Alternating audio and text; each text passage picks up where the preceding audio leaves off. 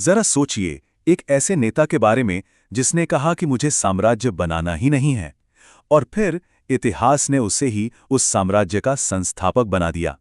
है ना जी बात। आज हम बात कर रहे हैं जर्मनी के iron chancellor Otto von Bismarck की, और उनकी इसी उलझी हुई कहानी को समझने की कोशिश करेंगे। बिस्मार्क ने साफ साफ कहा था, मैं उपनिवेशों के लिए बना आदमी नहीं हूं। और ये कोई हवा में कही गई बात नहीं थी, ये उनकी पक्की पॉलिसी थी। उन्होंने खुलकर विदेशों में साम्राज्य बनाने के आइडिया को सिरे से नकारा था। तो फिर सवाल उठता है, क्यों? तो फिर आखिर ये हुआ कैसे? जिस इंसान ने इतनी शिद्दत से औपनिवेशों का विरोध किया, वही जर्मनी के औपनिवेशिक साम्राज्य का फाउंडर कैसे बन गया?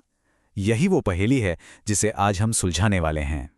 अच्छा, तो सबसे पहले ये समझते हैं कि बिस्मार्क आखिर शुरुआत में कॉलोनीज के इतने खिलाफ थे क्यों। देखिए, मामला बड़ा सीधा था। उनके लिए जर्मनी का भविष्य यूरोप में था, ना कि अफ्रीका या एशिया के किसी अनजान कोने में। उनका हर फैसला इसी एक सोच पर आधारित था।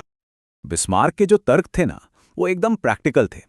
उनको लगता था कि ये उपनिवेश बस सरकारी खजाने पर बोझ हैं, पैसे की बर्बादी है, और फौजी सिरदर्द अलग से। कौन ब्रिटेन और फ्रांस जैसी बड़ी ताकतों से बिना बात के पंगा ले? मतलब कुल मिलाकर उनके लिए ये घाटे का सौदा था, जो जर्मनी को उसके असली मकसद यानी यूरोप में अपनी धाक जमाने से भटका रहा था। तो बात एकदम साफ है, बिस्मार्क का एक ही सपना था, एक ही लक्ष्य था, यूरोप के दिल में एक मजबूत और सुरक्षित जर्मन साम्राज्य। विदेशों में जमीन के टुकड़े जीतना उनके लिए एक ऐसा खतरनाक साइड शो था जो इस बड़ी पिक्चर को खराब कर सकता था। मगर कहानी में ट्विस्ट आता है 1880 के दशक में। जर्मनी के अंदर और बाहर से हवा का रुख बदलने लगा। प्रेशर इतना बढ़ गया कि बिस्मार्क जैसा घाघराज नेता भी इसे और ज्यादा नजरअंदाज नहीं कर सका। सबसे पहला प्रेशर पब्लिक का।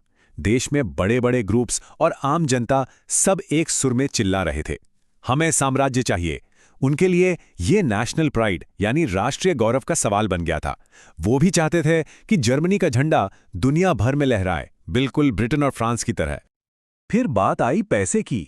जर्मनी के बड़े बड़े व्यापारी और उद्योगपति भी इस रेस में कूद पड़े।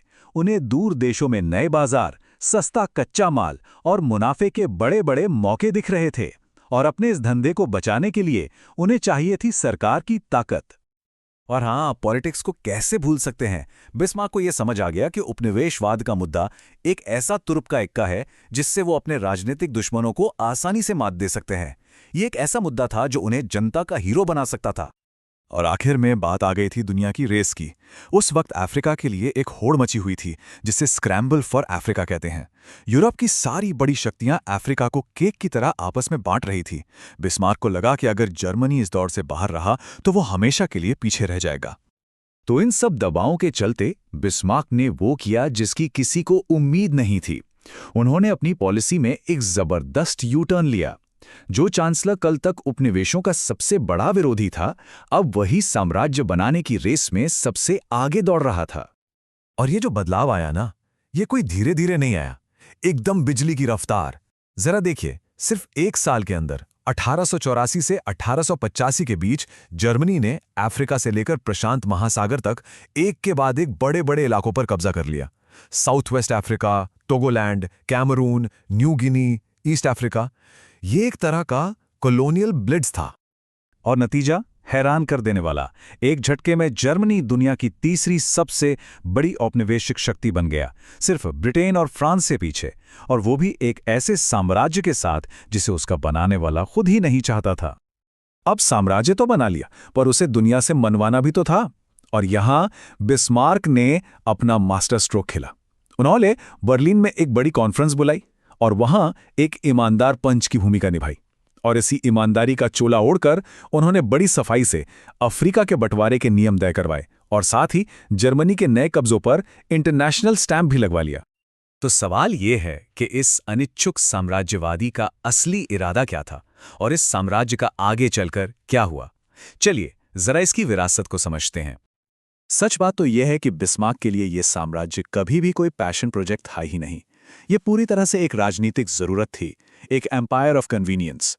ये देश की राजनीति संभालने का एक तरीका था, दुनिया में जर्मनी की इज्जत बढ़ाने का जरिया था। ये उपनिवेश उनके लिए शतरंज के बिसात के मोहरे थे, ताज में जड़े जाने वाले हीरे नहीं। बिस्मार्क और उनके बाद आए शासक कैसर विल्हेम द्वितीय के बीच का फर्क जमीन आसमान का था। एक तरफ बिस्मार्क थे, जो सोच समझकर नपातुला कदम उठाते थे और जिनका ध्यान सिर्फ यूरोप पर था, और दूसरी तरफ थे विल्हेम, जिनकी वेल्ट पॉलिटिक यानी वर्ल्ड पॉलिसी बहुत आक्रामक थी। वो पूरी दुनिया पर छा जाना चाहते थे, और यहीं से जर्मनी का इतिहास एक बहुत ही खतरनाक रास्ते पर मुड़ गया। और देखिए विडंबना, जिस साम्राज्य को बिस्मार्क बनाना नहीं चाहते थे वो ज्यादा दिन टिका भी नहीं। वर्ल्ड वॉर 1 में जर्मनी की हार के साथ ही वर्साई की संधि के तहत उससे उसकी सारी कॉलोनियां छीन ली गईं। कुछ ही दशकों में ये पूरा साम्राज्य ताश के पत्तों की तरह बिखर गया। तो आखिर में हम कहाँ पहुँचते हैं? क्या बिस्मार्क एक जीनियस थे जो बहुत आगे की सोच कर एक लंबा खेल खेल रहे थे, या फिर वो बस हालात के आगे मजबूर एक नेता थे जो वक्त के दबाव में झुक गए? ये सवाल आज भी बहस का एक बड़ा मुद्दा है, और यही चीज़ बिस्मार्क की कहानी को इतना दिलचस्प बनाती है।